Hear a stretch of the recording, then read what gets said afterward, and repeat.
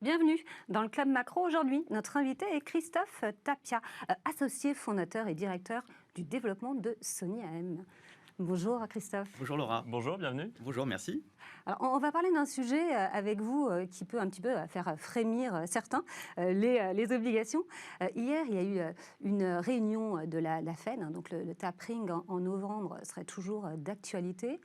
La remontée des taux, c'est peut-être pas pour tout de suite, mais 2022, ça devrait arriver. Alors, bon, bien sûr, lorsque les taux remontent, c'est pas une très bonne nouvelle pour les obligations, quelle que soit leur catégorie. On va en parler ensemble. D'abord, qu'elles soient d'État ou privées, hein, c'est jamais très très bon. Qu'est-ce qu'on peut dire là tout de suite là-dessus ? Alors, c'est un sujet qui est très vaste. Ouais. Obligations, hausse de taux sont deux sujets qui vont ensemble, mais c'est un sujet qui est très très large. Alors déjà, pour repositionner dans le contexte ce marché obligataire dont on parle, parce qu'il y a beaucoup d'abus de langage quand on parle d'obligations, on fait beaucoup de raccourcis de langage parce que c'est plus simple, mais au bout du compte, il faut essayer d'expliquer comment ça fonctionne. Alors déjà, le marché obligataire, c'est le plus grand marché du monde. Oui. C'est 300 000 milliards de dollars. Pour vous donner un repère, le marché des actions, c'est 90 000. Le marché du crédit, le marché de la dette, que ce soit de la dette souveraine ou de la dette privée, c'est 3 fois plus gros que le marché des actions. Donc ça, c'est le premier postulat. Ensuite, ce marché, il est coupé en deux. Ouais. On a d'un côté les dettes souveraines, aujourd'hui totalement sous administration des banques centrales, et de l'autre côté, la dette privée. Et ces deux marchés... Et même au sein de la dette privée, il y a des sous-catégories. Et après, il y a plein de sous-catégories à l'intérieur de toutes ces dettes. Dans la dette souveraine de la même manière et de la dette privée de la même manière. Mais ce qui est intéressant, c'est qu'aujourd'hui, ces deux marchés, ils fonctionnent de manière différente en termes de flux, en termes de volume, en termes d'investisseurs, en termes de rendement. Donc ces deux marchés sont totalement opposés et donc essayer de les mettre tous ensemble pour essayer de faire une généralité, déjà on a faux parce qu'au bout du compte on passe à côté du sujet. Donc ensuite quand on parle de hausse de taux, alors c'est pareil, de quelle hausse de taux on parle ? De quel taux parle-t-on ? Oui. Voilà. Est-ce qu'on parle d'emprunt d'État ? Est-ce qu'on parle d'emprunt privé ? Est-ce qu'on parle de taux court ? Est-ce qu'on parle de taux long ? Est-ce qu'on parle d'une courbe qui va se pontifier ? C'est-à-dire, est-ce que les taux longs vont monter, les taux courts vont rester bas ? Donc, de nouveau, c'est un sujet sur lequel il faut être le plus précis possible, parce que sinon, de nouveau, on passe à côté du sujet. Ensuite, avec tout ça, il y a certainement moyen de faire plein de choses. Cette matière étant tellement protéiforme, quelles que soient les conditions de marché, on peut trouver des manières de travailler pour essayer de faire gagner de l'argent aux investisseurs en fonction des choix qu'on va faire en termes de gestion sur tel type d'obligation, sur tel type de durée, et ainsi de suite. Donc, dans cet univers entre obligations et hausse de taux, oui, il y a encore un potentiel pour gagner de l'argent. Maintenant, il faut faire les bons choix et choisir ce qu'il faut. Où est le potentiel ? Parce que c'est vraiment là la question. Alors, déjà, si on imagine que les taux vont monter, Ouais. voilà. Alors déjà, Donc, quand on parle de taux directeur de la Fed. exactement. Parce On parle que- d'emprunt d'État. On parle Tout à d'emprunt fait. d'État. Si on pense que D'ailleurs, les taux- si ça monte, les taux, là, ce sera aux États-Unis en premier lieu. Nous, on est en positif, mais c'est quoi, 0,02 Alors, les taux d'emprunt sur les taux européens sont proches de zéro à Voilà. horizon de 10 ans. Si on parle de hausse de taux, en fait, le premier abus de langage, c'est que c'est plutôt une pontification de la courbe. Bien sûr. Pontification de la courbe, ça veut dire quoi ? C'est-à-dire que les taux courts vont rester bas et c'est les taux longs qui vont monter. Oui. Et donc, c'est comme au ski, hein, voilà, la courbe Bien est sûr, pontifiée, voilà, et c'est comme ça que ça fonctionne. Donc si on prend ce scénario-là, parce que c'est entre guillemets le scénario le plus probable que beaucoup d'investisseurs imaginent. Dans ce scénario-là, comment ça fonctionne ? Évidemment, si vous avez des obligations sur des durées très longues, vous êtes impacté par cette hausse de taux. Pour vous donner un autre repère assez pédagogique, quand vous avez une obligation à 10 ans, imaginons que vous détenez la dette souveraine allemande à 10 ans. Mais là encore, il faut peut-être juste rappeler le mécanisme. On parle de taux directeur qui monte et ensuite on parle de taux de pontification de courbe des taux, de taux d'emprunt d'État et notamment d'État américain. C'est pas la même chose pour le Non, coup. c'est pas la même chose. Mais en tout cas, ce qui va nous intéresser, nous, pour que l'épargnant comprenne comment ça fonctionne, c'est qu'il faut avoir des repères chiffrés. Bien C'est sûr. intéressant d'avoir ces repères chiffrés. Donc, je vous disais tout à l'heure, si l'emprunt d'État allemand à 10 ans, vous détenez dans votre portefeuille, monte de 1%. D'un point de vue mathématique, vous perdez 9% en capital. D'accord. Donc, vous avez des taux à 0 aujourd'hui, vous avez des taux qui passent à 1, donc vous avez 1% de rendement et 9% de baisse en capital. Concrètement, ça veut dire quoi ? Il vous faut 9 ans Ouais. pour récupérer le capital que vous avez perdu, à condition bien sûr que l'Allemagne ne fasse pas défaut. Bien sûr. C'est pas le sujet du Ok. jour, mais en tout cas, voilà le théorème, et voilà comment ça fonctionne. Maintenant, bien évidemment, on comprend aisément dans l'autre sens, si vous détenez des obligations sur des durées plus courtes, évidemment, vous êtes moins sensible à cette hausse des taux longs. Et donc, le sujet pour gagner de l'argent aujourd'hui, c'est plutôt de détenir en portefeuille des obligations sur des durées plus courtes. Quand vous détenez des obligations sur des durées plus courtes, évidemment, vous êtes moins impacté par la hausse des taux, et surtout, votre portefeuille, il tourne plus vite. C'est ce que vous faites, vous ? C'est ce qu'on fait, nous. C'est-à-dire que nos obligations, elles arrivent plus rapidement à échéance. Ouais. Et quand une obligation arrive à échéance, qu'est-ce que vous faites ? Vous récupérez le cash que vous avez investi, et avec ce cash, vous réinvestissez sur une nouvelle obligation du moment. Alors, Toujours sur un horizon court du coup ? alors ça dépend. C'est là où finalement la hausse de taux peut avoir un intérêt pour gagner de l'argent dans cet univers-là.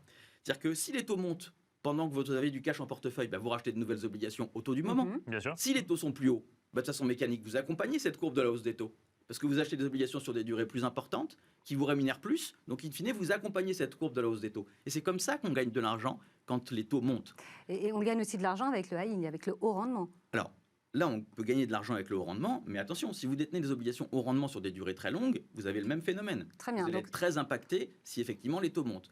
Dans des moments comme aujourd'hui, la stratégie qui nous semble la plus opportune, c'est de dire, voilà, quand le risque n'est pas rémunéré, c'est un peu ce qu'on entend aujourd'hui, il ne faut pas en prendre. Et Bien pas sûr. prendre de risque quand vous êtes gérant obligataire, c'est assez simple. C'est ce que je vous disais tout à l'heure. Vous achetez des Le- obligations. le, sur le des risque durées n'est plus pas courtes. rémunéré sur les obligations parce qu'on pense peut-être à tort que les obligations d'État sont justement pas risquées. Alors, pas risqué, mais pas de rémunération. Aujourd'hui, sûr. on est revenu. On va dire, avant n'était pas exactement la norme. D'accord. Là, on revient sur une norme où pas de risque, pas de rémunération. D'accord. Le détenir de l'emprunt d'État allemand à 10 ans, c'est pas tellement risqué. Je disais tout à l'heure, est-ce que la main va faire défaut? Évidemment Voilà. que non. Donc le C'est risque pas n'est une- pas là. Le point qui est important, c'est aujourd'hui, c'est quelle stratégie vous mettez en place pour accompagner cette hausse de taux futur. Et donc évidemment, ce que je disais, c'est quand le risque n'est pas rémunéré, il ne faut pas en prendre. Et pas prendre de risque pour un gérant obligataire, c'est assez simple.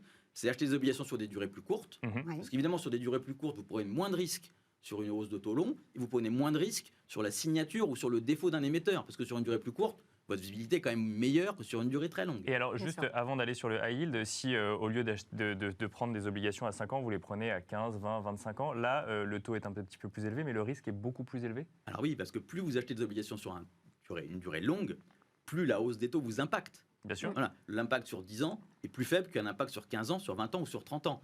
Et aujourd'hui, qui peut imaginer acheter une obligation sur une durée si longue dans un univers où malgré tout on n'y voit quand même pas grand-chose, où il s'est passé beaucoup de choses. C'est un univers qui est mouvant. C'est une matière vivante ce qu'on Bien fait. sûr. Donc aller sur des durées trop longues, honnêtement, ça n'a pas tellement de sens aujourd'hui. Qu'est-ce que vous faites justement, vous? Donc vous prenez, alors donc c'est du court, c'est du high yield, c'est de la dette gouvernementale, de la dette d'État? Alors nous, C'est- ce qu'on fait, c'est du court, Oui. aujourd'hui, d'un point de vue vraiment conjoncturel, plutôt de la dette privée, parce que la dette d'État ne rémunère pas, et de la dette privée plutôt du high yield, parce que nous, on est des vrais spécialistes de choix des entreprises. C'est D'accord. ça notre métier, c'est de sélectionner des entreprises qui nous semblent être le mieux en capacité d'accompagner de la croissance, d'accompagner leur développement, et surtout d'être capable de rembourser leurs dettes. D'accord. Qu'est-ce que Alors, vous prenez, high du yield, on peut double D peut-être ou définir du- juste rapidement ce que c'est que double high yield, D. parce que tout le monde ne connaît pas forcément. Le C'est un haut- terme qui le peut être haut un peu rendement. barbare, mais Le high yield, c'est le haut rendement. C'est des sociétés. Alors, vous savez, dans les obligations, c'est comme à l'école. Il y a des notations. Donc, la meilleure note, c'est le A, et la plus mauvaise note, c'est le D. Mais le D, c'est défaut, donc on ne va pas en parler. on s'arrête au C. Voilà, on s'arrête au C. Voilà. Et donc, au bout du compte, moins une entreprise est bien notée, entre guillemets, plus son risque est important. En revanche, ces agences de notation, cet univers a aussi beaucoup évolué. Tout est allé tellement vite depuis maintenant 24-36 mois que finalement, travailler un portefeuille uniquement avec des notations, c'est un non-sens. Nous, ce qui nous intéresse, c'est finalement les émetteurs en eux-mêmes. Parce que parfois, des entreprises plus endettées que d'autres fonctionnent mieux que d'autres parce que leur business model est plus abouti, parce que leurs cash flows sont plus importants, et ainsi de suite. Donc, nous, l'idée, c'est de dire, voilà, on achète plutôt du court sur des entreprises qu'on connaît très bien, et en se disant, si demain les taux remontent, mon papier court, il me protège malgré tout d'une hausse de taux long, Oui. et surtout, avec ce papier qui va tourner plus vite, ces emprunts qui vont arriver plus vite à maturité, je vais pouvoir racheter des obligations, alors pas forcément les mêmes, mais sur des durées peut-être plus longues et avec plus de rémunération, et donc accompagner cette courbe de la hausse des taux. Et d'ailleurs, ce qui est intéressant, c'est que là, on parle de hausse de taux aujourd'hui, c'est un vrai thème d'actualité, mais depuis 10 ans, il y a eu plein de périodes où les taux ont déjà monté. C'est-à-dire que ce n'est pas juste Bien sûr. une Non, c'est possibilité pas maintenant. nouveau. Et on s'aperçoit que dans toutes ces périodes de hausse de taux, alors C'est- on a peut-être eu un peu de chance, mais en tout cas, l'équipe de gestion chez Sani a plutôt très bien travaillé. Dans toutes ces périodes de hausse de taux, nos clients ont gagné de l'argent. Donc c'est un peu contre-intuitif tout ça. Mais ça veut dire que les obligations, c'est un vrai métier de spécialiste. C'est-à-dire que un client particulier peut acheter des actions, il se débrouille tout seul, il n'y a aucun problème. Acheter une obligation, on ne peut pas le faire tout seul. C'est-à-dire que la barrière à l'entrée est très forte. Quand vous achetez une première souche obligataire, c'est un minimum de 100 000 euros.